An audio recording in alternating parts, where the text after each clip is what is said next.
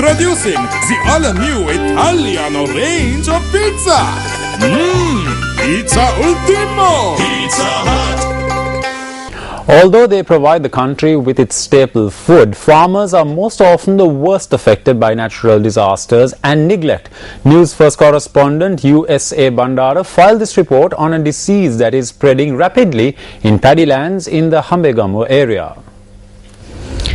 These are paddy fields located in the southern part of Hambegamu. Part of the paddy fields located here are being destroyed by worms. This farmer is making a futile attempt to salvage what is left of his crop that was cultivated nearly a month ago. Close to 300 acres of paddy fields located in the southern part of Hambegamu were cultivated in the yellow season this year. However, farmers point out with sorrow that nearly 50 acres of paddy fields have been destroyed by worms. The worms eat the plants to the ground. I think the main reason for this is not being able to cultivate on time. Water is provided to cultivate the land during the regular season. However, due to the lack of funds and a proper program to obtain money after selling the paddy, the farmers had to begin cultivating from the 10th to the 15th of May. Farmers note that 4,000 acres of paddy land that was cultivated during the yellow season under the Value Oya project is at risk due to this problem. News First වෙනුවෙන් මම USA Bandara හම්බෙගමුව ප්‍රදේශයේ සිට. An ancient complete moonstone or Purasandapahana at the Herat Halmillava Raja Mahaviharaya in Kavithigolava has been stolen. The chief incumbent of the Viharaya says that the theft had been carried out by a group who claimed to be army personnel. The Herat Halmillava Raja Mahaviharaya in Kavithigolava was constructed during the reign of King Sri Vikramaraj Singha. The Purasandapahana or complete moonstone at the foot of the steps leading to the Chaitya at the Viharaya was stolen last night. A concrete enclosure had been built to protect the Purasandapahana from treasure thieves due to its archaeological value, but the thieves had broken this concrete enclosure and made off with the artifact. The chief incumbent of the Viharaya said that the 2 civil defence force personnel detailed for the protection of the Viharaya had been bound up in the Dhamma hall of the Viharaya. The group of thieves had identified themselves to the chief incumbent as a group travelling from the Valioya army camp to the Kalanikava army camp in Kavithigolava. They called out, and when I opened the door, they said that they were from the army and that they were thirsty. We gave them water from the Viharaya. The concrete enclosure had been broken at about 2 a.m. and they had made off with the Purasandapahana. Meanwhile, journalists raised questions regarding this theft at a media briefing convened by the Minister of National Heritage, Dr. Jagat Balasuriya.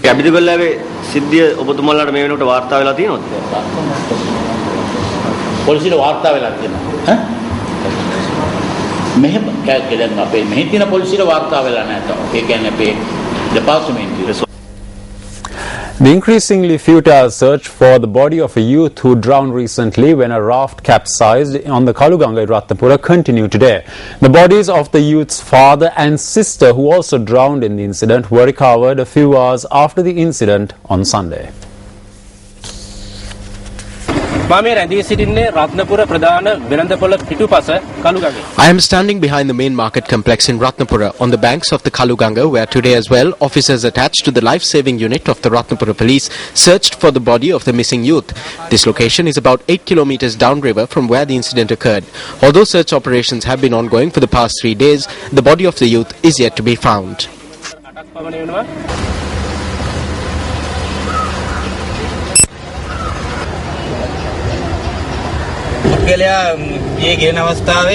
When this individual drowned, he had a travelling bag on his back. He had also apparently had the bags of his relatives strapped onto his waist. He may have been dragged under owing to the weight of the luggage, but the body should have surfaced by now.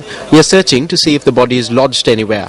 We have decided to cease the search operation tomorrow. Any steps beyond that will be taken as per the instructions of higher-ups. The oarsmen and 9 people who were returning home after attending a funeral were aboard the raft when it capsized on Sunday while crossing the Kaluganga.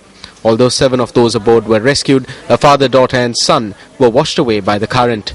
The bodies of the father and daughter were recovered a few hours after the incident. On to one of our headline-making stories tonight. The number of patients that has contracted the dengue virus has increased in Colombo in comparison with the last 2 years. According to data from the epidemiology unit, the highest number of dengue patients are being reported each year from the Colombo district.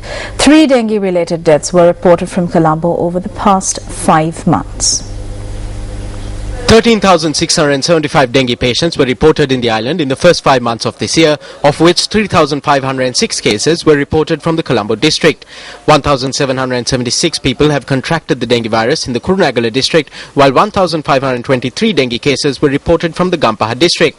Therefore, it is evident that the highest number of dengue patients has been reported from Colombo so far this year. When considering the frequency of dengue cases being reported over the past few years, a decline in the number of cases can be seen in May, although the deadly virus raises its head once again during June and July due to the rainy weather conditions. Why has it been difficult to control the spread of dengue despite various dengue eradication programs initiated in Colombo and other districts? When we spray chemicals or when we spray BTI, we don't cover the whole city. We cover only the high-risk areas. The cost of BTI and other chemicals is enormous, so we cannot afford to spray all the areas regularly. Therefore, what we request the public is to see that no rainwater is collected in their premises or in their gardens, and also to see that the premises is kept clean. The Ministry of Health states that several ministries, including the Ministries of Education, Disaster Management and Defence, have been vested with the responsibility of initiating mosquito eradication campaigns under the Presidential Task Force on the eradication of dengue mosquitoes. However, the Ministry of Health charges that many state institutions have failed to follow instructions. The ministry warns that if certain institutions maintain an environment conducive for the breeding of mosquitoes, then legal action will be taken against the head of the institution. The Colombo Municipal Council has recommended that the law faculty of the University of Colombo be closed temporarily after dengue larvae was discovered at the faculty premises. With several students of the university contracting dengue, inspections were carried out at the university premises. Accordingly, measures were taken to clean up locations that were identified as mosquito breeding grounds at the law faculty of the University of Colombo. However, Vice Chancellor of the University of Colombo, Dr. Kumara Hirimuregama, said that a decision was not taken to close the faculty. The Vice Chancellor added that the university had decided to postpone the law faculty examinations for 3 days starting from tomorrow. The constitutionality of the bill prepared by the government to enable internally displaced persons from the north and their children to cast their votes from their places of residence prior to displacement was inquired into today before a 3-member bench of the Supreme Court comprising of Chief Justice Mohan Peris and Justices Satya Hetige and Rohini Marasinghe. Appearing for the Attorney General, Deputy Solicitor General Arjun Abhisekar said the intention of the bill is to enable IDPs from anywhere in the country to be included in the electoral list of their places of residence prior to the conflict and exercise their franchise in the relevant electorate.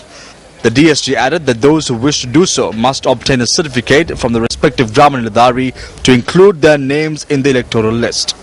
Abhisekar added that this opportunity would be provided for the children of IDPs who are of voting age, and added that since being registered to vote in 2 separate areas is illegal, legal provisions would be made through the bill to help the IDPs rectify this issue. At this instance, Attorney at Law M.A. Sumandaran said that if any individual's name is wrongfully included in the electoral list, that individual must be given the opportunity to object to this. He pointed out that the draft bill does not contain any section which makes this provision. The determination of the Supreme Court is due to be submitted to the President and the Speaker of Parliament. It was also pointed out that although this special provisions law is most welcome to enable all citizens to exercise their franchise, this does not make the enablement for persons to vote outside their areas.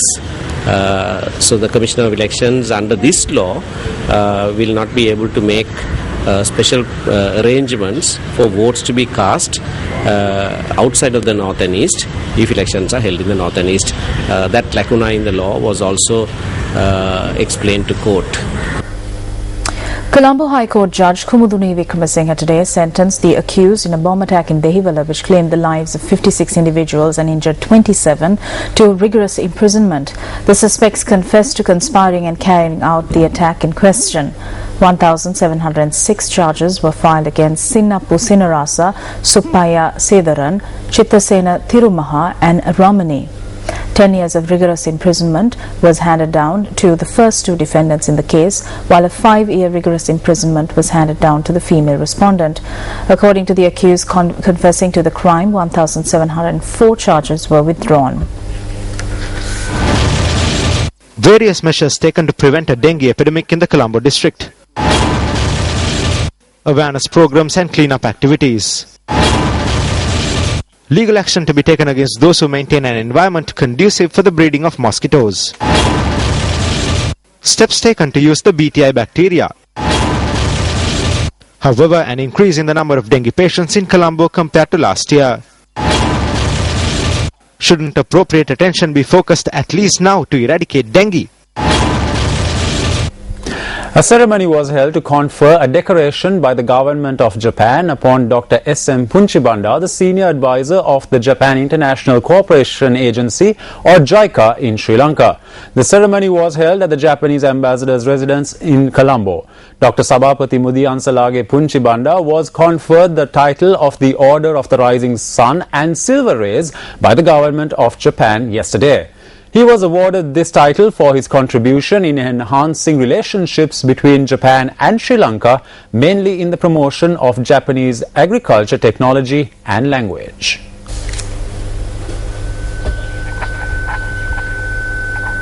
Up next is Action TV.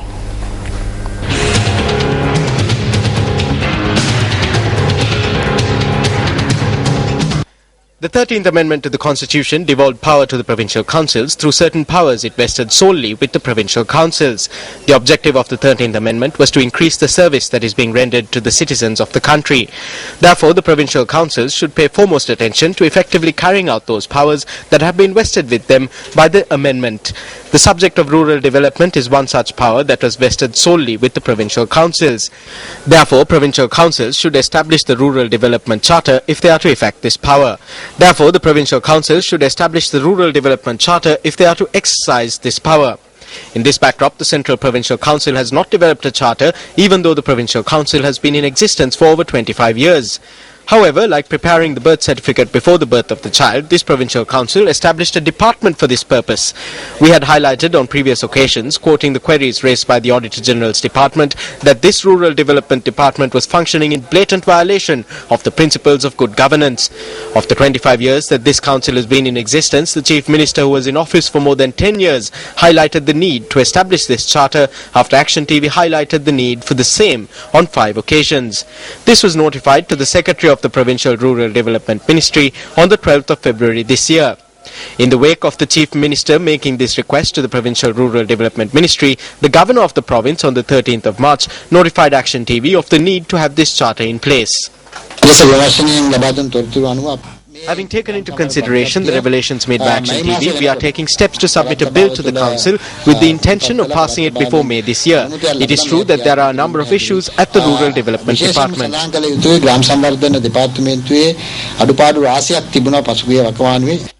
The question arises as to whether the absence of a charter lies with the department or with Provincial Council, as up to now this bill has not even been submitted. The first June session of the Council was held today and this bill was not submitted even today, as is evident from the order paper. In the circumstances, one must be aware that the 13th Amendment to the Constitution also has a remedy for situations such as this, where the Provincial Council does not take steps to pass the necessary legislation to effect those powers that are vested with it in this very same amendment. This remedy is none other than Parliament vesting this power with the President. It should be noted that the President cannot acquire this power on his own, and that the Parliament should vest this power with the President after having considered the situation.